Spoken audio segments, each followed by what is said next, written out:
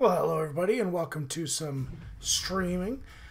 We're going to pick a random game here, and we're going to be doing some streaming to it. We got SpankMeDaddy, who is the head of the King's Guild, and we are going to be seeing a match with him.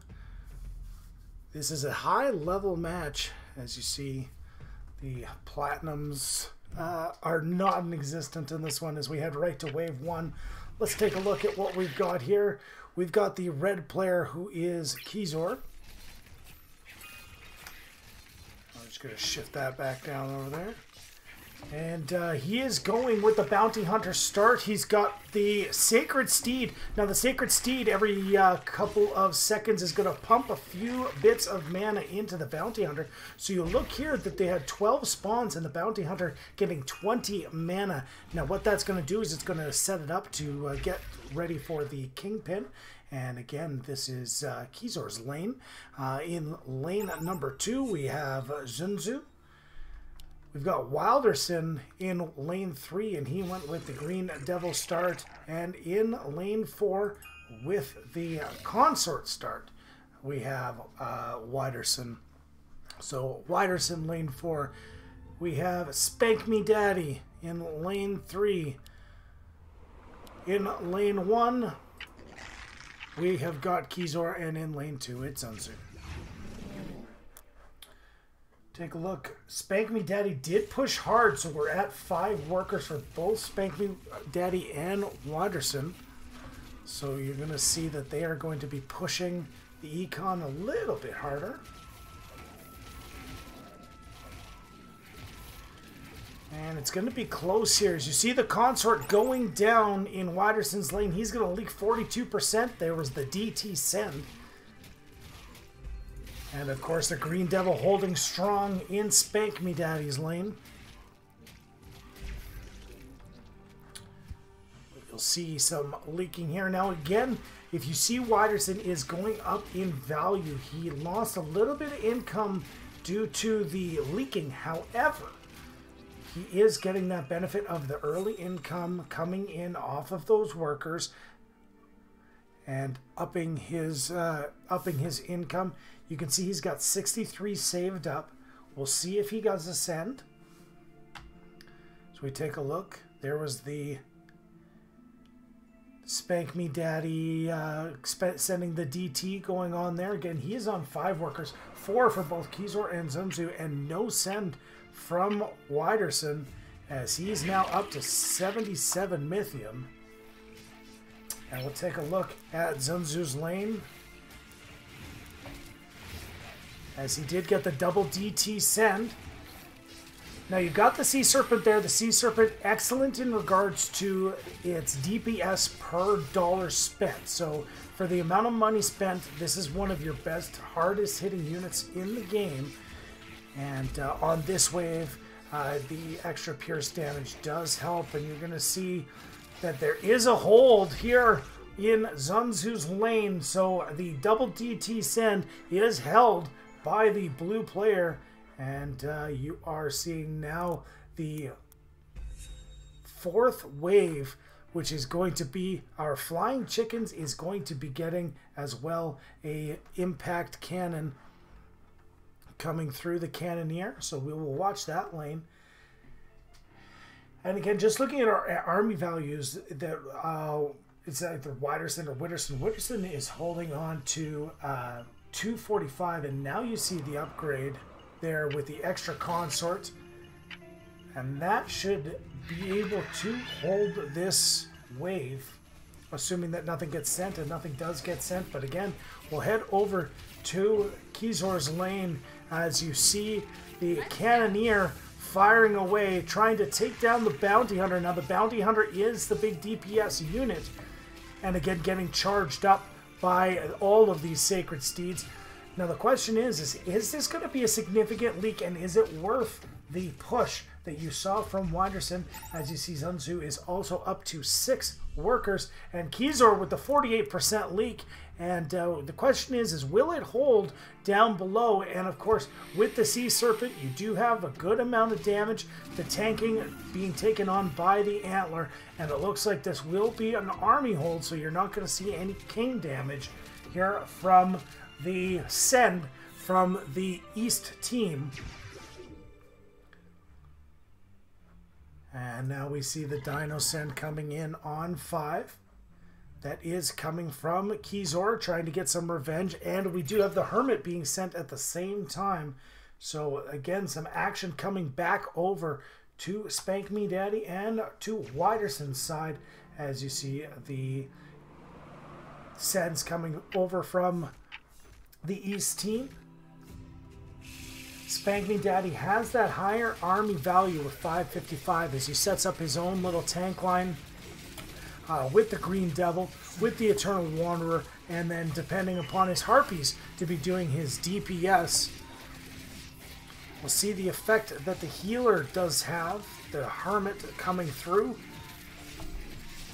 And it looks like it's going to be fairly close. It all depends on the targeting. As you see the Consort going down, you see the Hermit coming through, and Widderson is going to leak with the Hermit DT send. However, it does look like SpankMeDaddy is going to be able to hold on to this wave, so he'll be able to carry the wave. Let's see on the other side. We did have the leak from the Brute coming through. Now, these Brutes are great, especially when you send them in numbers, because they do stack on top of each other. They do have that debuff, which slows down the attack of any unit. And you're looking here, no king damage yet, but you're seeing a big push in workers here from Xunxu. Now, Xunxu is over here in lane number 2.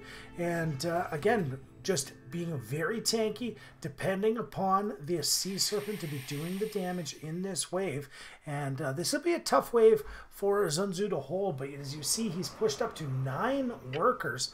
And sitting here with the 75 Mythium. So he did not send on this wave. And he is the lone person who did not send on wave number 6. And you see the push. And this is going to be a very difficult wave. We're going to be looking at a big leak over here. If this Antler does not hold, and once these other 2 Roccos come in, and you see the question mark of doom coming through, and this is more than likely coming from Xunxu, just letting his partner know that he is coming through and getting a leak. However, with the Kingpin already at 133 mana. That's a 133 mana Kingpin on wave 6. And that's due to the 3 Sacred Steeds that were pumping up the mana. And the Kingpin is dominant early on in this side of the game.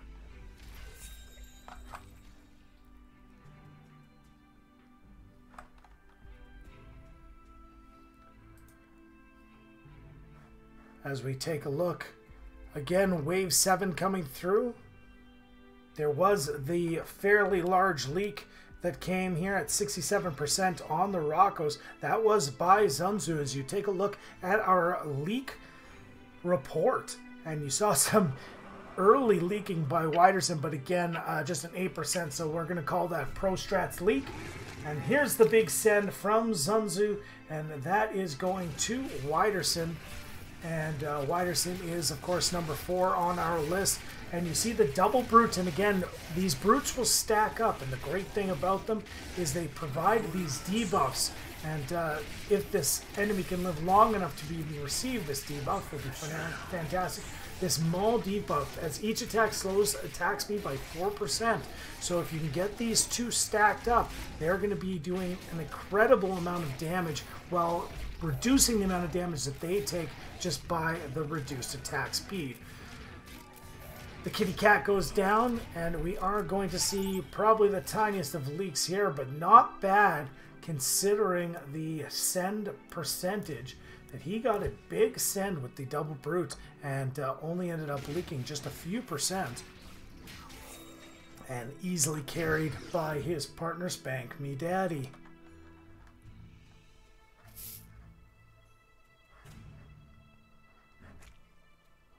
So as we go into wave 8, it is the Cobras. They are a magic damage, so you're going to be looking at extra damage being done to the natural, 125%. But again, these consorts are natural, so you're going to see a big push over here on Widderson's lane if he does get a send. And we do have a big send by Ceezor over to SpankMeDaddy, as we see the Cannoneer and the Slug. As we take a look at our setups on each of the lanes.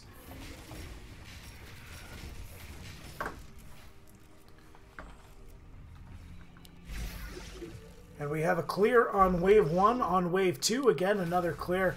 Wave 3, we're depending on those Harpies to do the damage, and do the damage they will. And a carry over. So the big send from Ceezor over to SpankMeDaddy, and that was easily stopped off.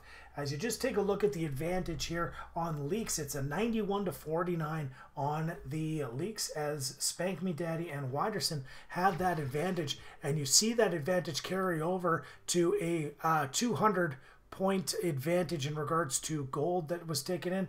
And look at this, a big double send here, 3 brutes on each side. Let's take a look at the effect of those brutes coming through. 3 on each side, some extra snails.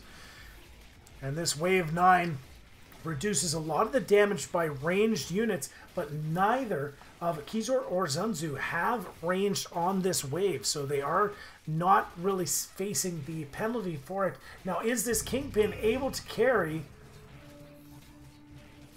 As you see some pressure, and if they can both carry this wave, then that's going to be very significant. The Kingpin's so overpowered early on in the game, especially at 133 mana, that even with the Maul debuff that's coming on there, he is taking some damage, but getting refreshed every single time he kills a unit.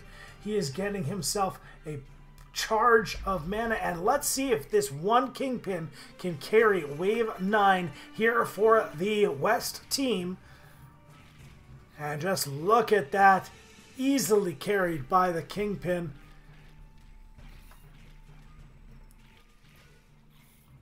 And that's got to be a little bit demoralizing. They did get the leak, but probably not the double leak that they were looking for from the team on the East. That is SpankMeDaddy against Widderson. As we take a look again at our incomes, and we see SpankMeDaddy at 176 income, at $270 here for Widderson, as we're going to see what he's going to use that on. And he does power up and get the Leviathan. That is going to offer some extra damage here, or sorry, some buffing from for the consorts and for the Violet. So this Leviathan buffs flying units around. And you see the aerial command, so it increases the damage and ability damage of adjacently built flying units by 18%. So that stacks up to 2 times. So that's why you see all the flying units around the Leviathan. As we are on to our Daddy range, and as the Granddaddy pushes through, we are possibly going to see a leak over here on lane 2, as it's kind of a race between the Deep Coiler, and there you see it, the little pop, and a double leak by the West team. And it did have just a little bit of sending coming at them, but again, you see 56% and some king damage coming through. And despite the fact that the king is not showing up, he is there. All right. We've got Creditor being selected by Ceezor and Widderson. We do have a buff coming in over in lane number 2. That is Titan. So we're going to see where that comes through. And it looks like the Soul Gate is getting that Titan damage. So with that extra 1,300 health, he's going to be able to spawn out a bunch more units. So this gate is going to hold a lot longer. We're going to see that getting upgraded very soon. And again, I saw a ping, so this is more than likely a I don't know if I'm going to survive this wave ping. And Ceezor sending 260 Mythium worth of stuff over to the SpankMeDaddy lane. And let's see if SpankMeDaddy's lane can hold on. As you see, the forward pressure. So really taking away that ranged advantage that these quill shooters have. However, the benefit of the quill shooters and why they're such a dangerous send is because the quill shooters will focus down the lowest HP unit, so they are a smart unit in that way. And you do see the 4 eyes coming through, and sometimes that 4 eyes can just be deadly, especially if you can get a double leak. As we'll take a look at our income here, as SpankMeDaddy is taking a big pop here with the 22 workers on wave 11, and he was able to hold that wave. As you take a look, plus 22 Mythium every 10 seconds, so he is going to be having the fastest amount of income, and it is reflected upon the power score as you see the 3200, and that is just the amount of money that has been earned by SpankMeDaddy throughout. Again, he is the leader of the Kings as we take on, as he takes on Ceezor and Xunxu. And it's funny that you see Ceezor and Widderson here, part of the same guild and taking on each other. So that's always a little fun, especially at these top levels. No sends by anybody here on wave 12, as they probably are preparing for a wave 13 push. And you could just see here the breakdown of army values for everybody. You'd see the spells they took. It was Creditor and Titan that was selected, as the Lizards remain unused here in this matchup. And with no sends, it's going to be an easy clear on all sides. And here comes the big sends. It is going to be a wave 13 send. We've got the Shaman coming from Widderson, and the SpankMeDaddy sending over the Ogre, and of course the spindly-legged little tank fiend.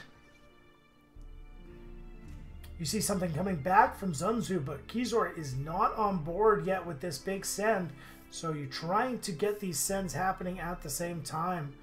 But Ceezor is doing a lot of work here as he's sending units. He's got 2 Kingpins, 1 fully charged up, so lots of tank units. Here on this side here in lane 1. And let's see what our Shaman does. Now what he's going to be doing is he's going to be giving a blood rush to 1 unit at a time, trying to cause a leak. And again, these Kingpins take a lot of damage, but when you've got the Shaman there pushing in, getting a bloodlust going on one of these drill golems, it is going to cause a lot of pressure. But it looks like a hold here in lane 1. Is it lane 2 going to hold? He's got to get these soul gates to pop their units before these drill golems can destroy them. And 1 is going to go down, but it looks like it is going to be a hold here on lane number 2. And despite the sends that came through, that was a big stoppage, as you had a total of 720 coming through and no leaking. So a tough work here for SpankMeDaddy and Widderson, as they're sending over a bunch of units but did not break through. We do have an income lead here for the East lane, or the East team, pardon, as you see these fancy new logos that are coming through, these guild logos.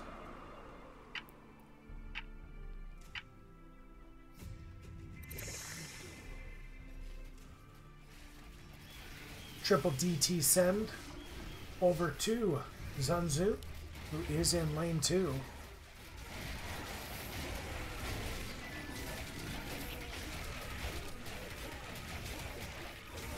Little pressure here from these killer slugs. Dropping down on the white mane, trying to double up, take him down. Now the question is just on the timing. As you see a setup here with the Ocean Templar. The Ocean Templar puts up a passive heal, and the soul gates actually take damage every time that they produce a unit. However, with the passive heal coming from the Ocean Templar, you are going to see an extra amount of units coming through. So that's why you see the positioning on the Ocean Templar right next to these gates, to be able to provide a little bit of extra healing. And you see the downgrade. We have a big send coming here of DTs coming from SpankMeDaddy and Widderson, and it's Ceezor who's now unleashing his stack of Mythium. And it looks like to be the biggest send here coming to the team on the east. There's their army of DTs that are coming through. 520 coming into SpankMeDaddy, so we focus on that lane. And obviously it was a deficiency in arcane defense that was spotted by Ceezor onto SpankMeDaddy as he's trying to put this pressure on. You see this tank of this green devil that has been tightened up. And here's the pressure coming now from the giant quadrupus. And it looks like an easy carry as the Star Caller pops through and does the damage. Widderson, however, with the bigger leak, leaking 76%. So it was the Four Eyes sitting in the background that might be the trouble here, because as the quadrupus is going to take the tanking damage, you're going to see the Four Eyes start to stack up the damage. And we do have a small 18% leak over on the west side. We'll see how this Four Eyes targets. If it targets properly, there is going to be a leak on the east side. And there you see it, the leak coming on the east side. So some king damage finally breaking through is Ceezor and Xunxu. And just a tiny little bit of damage, a little bit of extra income that sends their way. Tries to narrow this gap here, which right now sits at pumping through here. Lots of extra value being added. And the reason that that is skyrocketing is you see SpankMeDaddy went from 22 workers up to 56 workers. Look at that pop in his total there. As you see his income flying now, has the highest in money per wave, and with 56 workers coming in every 10 seconds, is going to be able to put a ton of pressure. And you see no send there. So here comes the danger. And as SpankMeDaddy's will go to the over to to Xunxu, and Xunxu's going to start to see his negative army value just start to skyrocket as this 56 workers popped by SpankMeDaddy, and SpankMeDaddy able to clear his wave. So you're looking at a successful push to 56 workers, and what he did was he was retaining money. So as he was building, he was retaining money to go through. And you're going to start to see the recommended army value of Xunxu needs to go through the roof, as he's going to be getting tons of pressure. As you see, 2 centaurs are coming down, and that is going to be a significant push. As you see, Widderson is jumping in as well with the Four Eyes and Ogres send. And wave 17, the Metal Dragons are going to be coming down, and are they going to be able to push through with this big send from SpankMeDaddy? As you take a look there, he has spent all his Mythium. And a little pop there at the end as he gets in the extra tanky damage. And 840 coming through, and that is a big jump in regard to how much damage they are taking. Let's take a look to see how these Metal Dragons work through. As you see, the back line was taken out by the deep coilers, but very quickly those deep coilers got through. Now, is he going to be able to destroy this soul gate? He is going to be able to destroy that hell gate parted prior to it spawning. So this is going to be a massive leak over on wave 17. Xunxu 145% leak. If there's an additional leak, and there you see the forfeit coming through, And I don't think it's going to be enough in regard to this hold. So the forfeit's going to come through. It's going to be a big win for SpankMeDaddy and Widderson. And it comes through this big surge of workers after wave 15. A little bit of saved money from SpankMeDaddy as he was able to hold just at the cusp of being able to fight off each wave, saving the money. And as you see, the king, the Earth King, taking some damage here. I don't think it's going to be enough. And that is going to be the game. A little bit of extra cents here from SpankMeDaddy. And it turns out that as the commentator, I was defeated. As you see, the winner is Widderson and SpankMeDaddy. As we take a look at the scores as it came through, I think that you look at the graphs here, the team gold advantage, you can see this is where the build happened. And it was already slowly getting up there. But when you have the workers, watch the jump on wave 15 from SpankMeDaddy. And that is the big difference in this game as he was able to get the massive send. He forced a 145% leak on to Xunxu. And that was going to be all. All right, so that is this match between Ceezor, Xunxu, SpankMeDaddy, and Widderson, and we hope that you can join us again. And for all of us here at Legion Tower Defense, we thank you for watching and enjoy the rest of your day.